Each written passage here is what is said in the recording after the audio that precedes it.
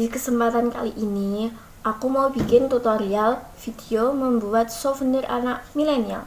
Mau tahu caranya? Kalau gitu, tonton video ini sampai habis.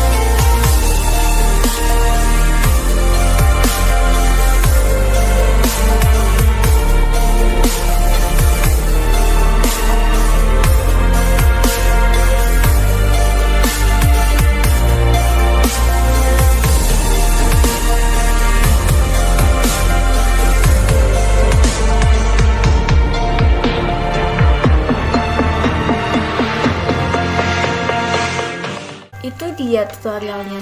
Gimana? Kalau gitu, see you next time.